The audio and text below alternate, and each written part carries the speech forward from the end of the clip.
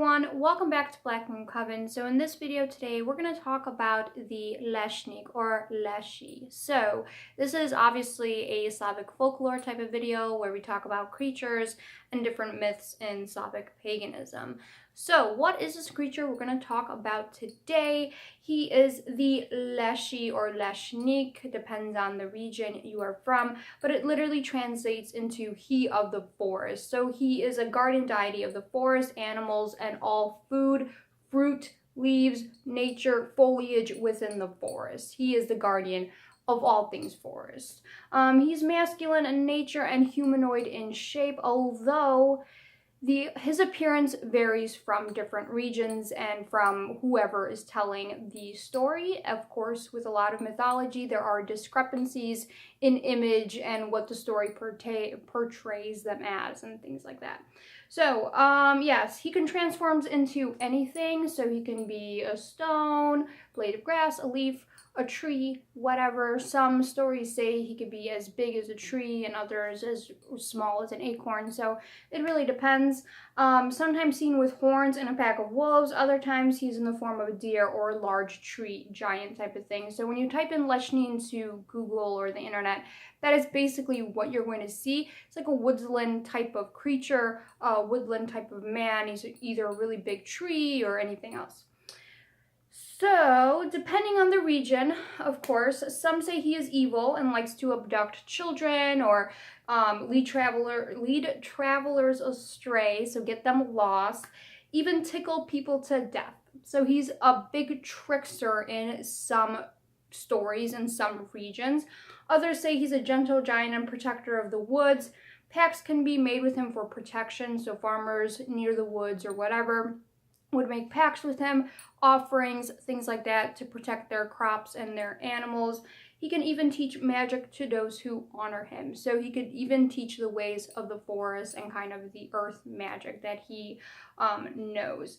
So he can be grouped together into the same categories as fairies due to their kind of temperamental behavior. They can be tricksters or they can be very kind and gentle. He is seldom seen, but it can be heard through the forest, laughing, whispering, singing. So a lot of different stories will associate that with the wind. So if you hear the wind blowing through the trees, it's actually Lesznik, howling or singing or laughing or whatever.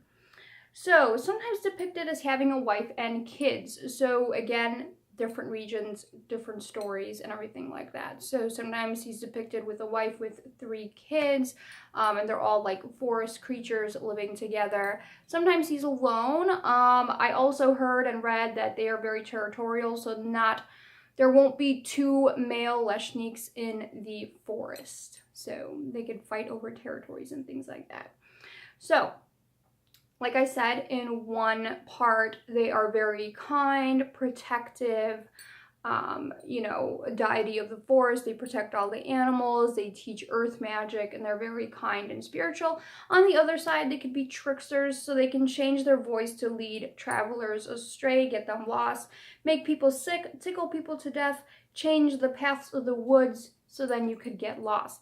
So how do we respect this creature, this Lesznik? So respecting this Lesznik. So we make offerings whenever you visit the woods. So sometimes when I visit the woods, I bring an apple with me just to give an offering if I'm going to be taking something. If I'm going to forage or anything, I feel like you have to put something there in order to take stuff out of the woods, because you're stealing if you just take it. But if it's an even exchange, that's totally fine.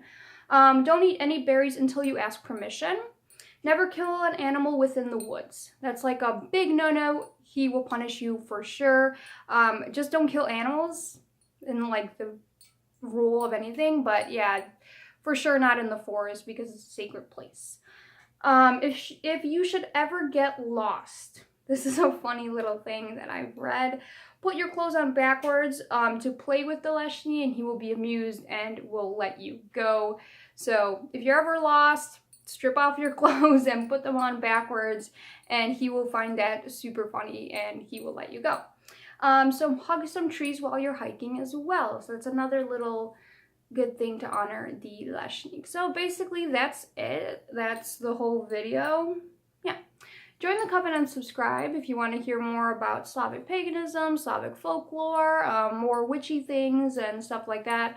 Yeah, join the coven, subscribe for more witchy little uploads. Check out my Etsy, follow me on Instagram, and all of that little good stuff. But until next time, I will see you guys.